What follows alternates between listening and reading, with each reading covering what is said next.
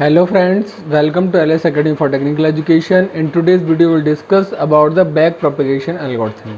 Backpropagation algorithm क्या है, कैसे वर्क करती है और इसके क्या क्या एडवांटेजेस हैं आज के वीडियो हम जानेंगे।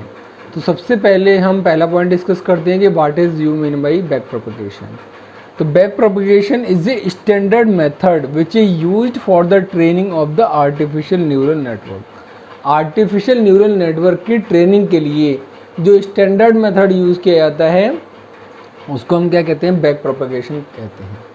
ठीक है, आर्टिफिशियल जो न्यूरल नेटवर्क होते हैं वो अपने आप से नहीं सीखते, उन्हें हमें क्या करनी पड़ती है, ट्रेनिंग देनी होती है। और ट्रेनिंग देने के लिए जिस एल्गोरिथम या जिस स्टैंडर्ड मेथड का हम यूज़ करेंगे उसको हम कहते हैं बैक प्रोपगेशन। अब बैक प्रोपगेशन की डेफिनेशन क्या है उसको देख लेते हैं। तो back propagation is a method of repeatedly adjust the weights of the connection in the network so as to minimize the difference between actual output value and the desired output value या vector. तो back propagation algorithm क्या करती है कि इसमें हम क्या करते हैं कि पहले एक बार जो भी इनपुट दिया, वेट्स हैं, आपने आउटपुट कैलकुलेट कर लिया।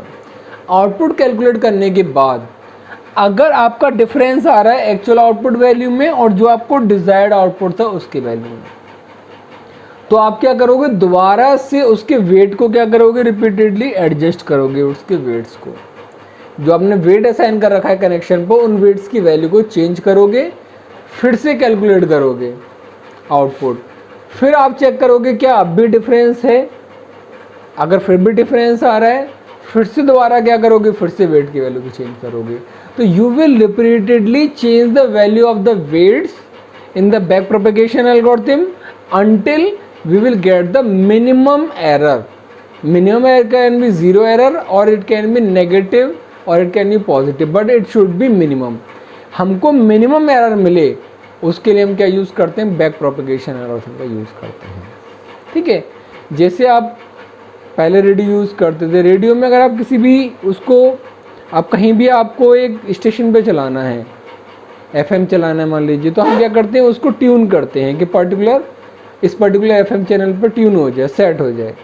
अगर वो थोड़ा ज़्यादा हो गया या थोड़ा कम हो गया तो वो क्या दे रहा होता है, एरर दे रहा होता है, हमें सिग्नल सही नहीं मिल पाते। तो एक तरीके से कह सकते हैं कि बैक प्रोपगेशन एल्गोरिथम भी इसी तरीके से है कि हम क्या करते हैं, ट्यून करने की कोशिश करते हैं जो आपका एक्चुअल आउटपुट है उससे किससे डिजायर्ड आउटपुट वैल्यू से, जिससे कि हमारा क्या रहे, एरर में मिनिमम एरर रहे। It can be zero error और it can be the minimum error. ठीक है, तो रिपीटेडली हम क्या करते हैं, एडजस्ट करते हैं वेट को नेटवर्क में, जिससे कि हमारी डिफरेंस मिनिमम हो जाए एक्चुअल आउटपुट वैल्यू और डिजायर्ड आउटपुट वैल्यू के बीच में।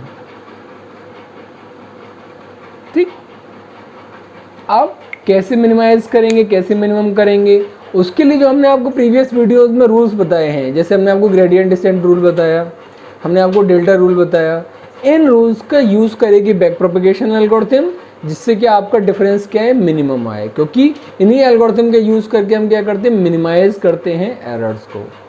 तो दिस मेथड और algorithm looks for a minimum value of the error function in weight using either delta rule और the gradient descent rule. Gradient descent या आपका डेल्टा रूल यूज़ करके minimum value calculate करने की कोशिश करता है एरर फंक्शन की।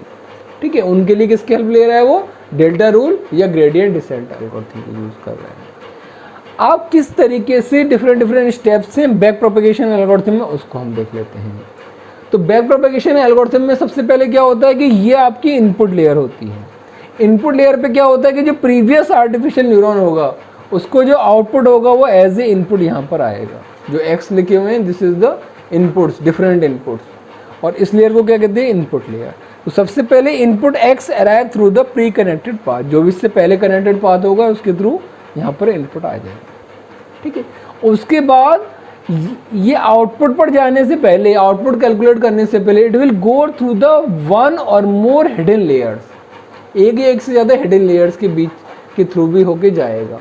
हिडन लेयर्स का मतलब वो लेयर्स जो आपकी इनपुट और आउटपुट लेयर के बीच में होती हैं और वो यूज़र से हिडन होते हैं। यूज़र को सिर्फ इनपुट के बारे में पता होता है, आउटपुट के बारे में पता होता है।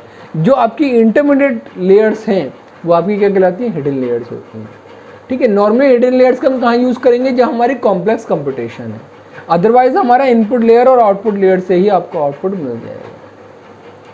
तो आपने जो भी इनपुट आया वो हिडन लेयर्स पे फॉरवर्ड किया। हिडन लेयर्स के साथ क्या एसोसिएटेड है, वेट्स। ये वेट्स क्या होंगे, यूज़र अपनी तरफ से इनिशियलाइज करके कुछ वेट दे देगा।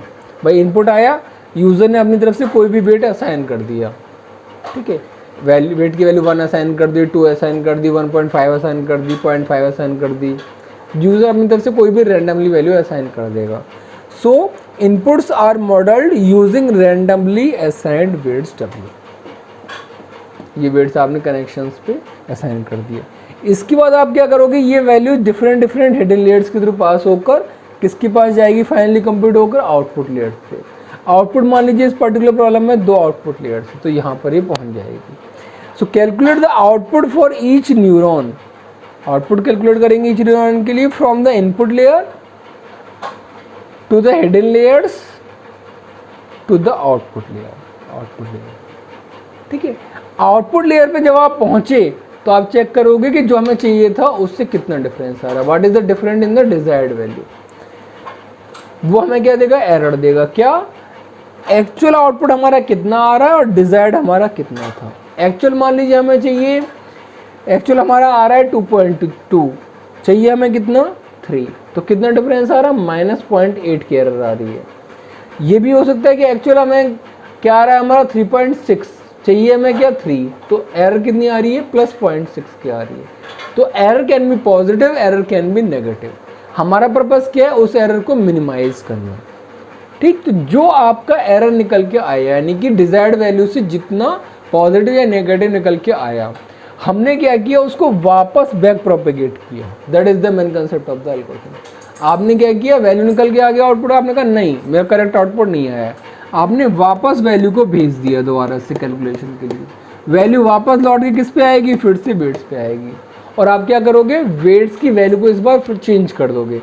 मान लो पिछली बार आपने वेट की वैल्यू ले रखी थी 1, इस बार हो सकता है आप 0.5 लो या 1.5 लो या 2 लो, depending upon the positive error आ रही है नेगेटिव एरर आ रही है, उसके अकॉर्डिंगली आप लोगे, फिर से कैलकुलेट करोगे एरर को, ठीक है। फिर चेक करोगे कि अब भी एरर आ रही है, पॉजिटिव आ रही है, नेगेटिव आ रही है, उसके अकॉर्डिंगली मान लीजिए अगर फिर भी एरर आ रही है तो फिर आप दोबारा कोशिश करोगे। कब तक आप कोशिश करते रहोगे, जब तक कि आपकी एरर मिनिमम नहीं आ जाती है। और उसके लिए आप किसकी हेल्प लोगे, डेल्टा रूल की या ग्रेडियंट डिसेंट रूल की हेल्प लोगे यहाँ पर। तो बैक प्रोपेगेशन का मतलब वापस प्रोपेगेट होना अगर आपको डिजायर्ड आउटपुट नहीं मिल रहा है। और रिकम्प्यूटेशन करना, कैसे रिकम्प्यूटेशन करना, by changing the weights, by tuning the weights as per the output. Weights की वैल्यू को इस तरीके से ट्यून करना, इस तरीके से एडजस्ट करना कि वो हमें डिजायर्ड आउटपुट के पास ले जाए with the minimum error. So we will travel back from the output layer, output layer से ट्रेवल बैक करेंगे to the hidden layer and to adjust the weights in such a way so that the error is decrease, कि error क्या हो जाए, हमारी decrease हो जाए। Repeat this process until the desired output is achieve. Desired output यानी कि या तो एरर खत्म हो जाए, हमारी 0 एरर आ जाए, या error with the minimum difference, minimum error आए हमारी, ठीक है। अब आपको यहाँ ये कनेक्शन जो दिख रहे हैं ये आपको बता देता हूँ। ये आपके 3 इनपुट्स हैं और ये आपके 4 मान लीजिए हिडन लेयर से कितनी भी हो सकती हैं। ये मान लीजिए 4 आपकी नोड्स हैं हिडन लेयर में, ये आपके 2 आउटपुट नोड्स हैं, ठीक है। ये आपने एक सैंपल एज्यूम कर लिया है।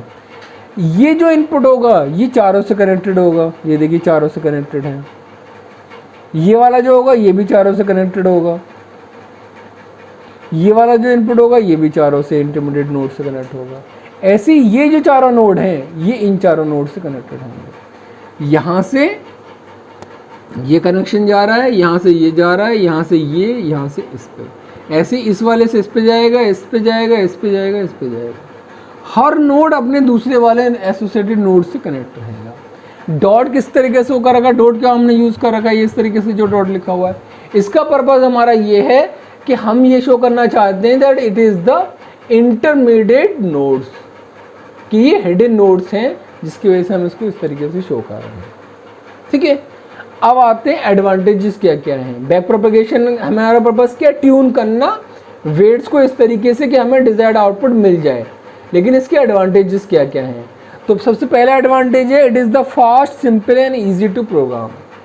सेकेंड एडवांटेज क्या है, it is flexible method as it does not require any prior knowledge about the network. आपको पहले से नेटवर्क के बारे में कोई भी प्रीवियस नॉलेज रिक्वायर्ड नहीं होती है।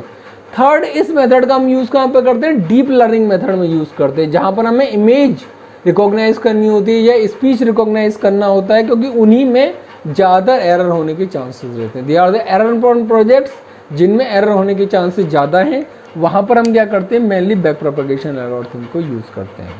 आई होप आप लोगों को ये क्लियर हो गया होगा back propagation algorithm. We will discuss in the next video about the heteroassociative as well as autoassociative memory and their numerical problems. If you have any doubt in this topic, you can ask in the comment section. Thank you so much.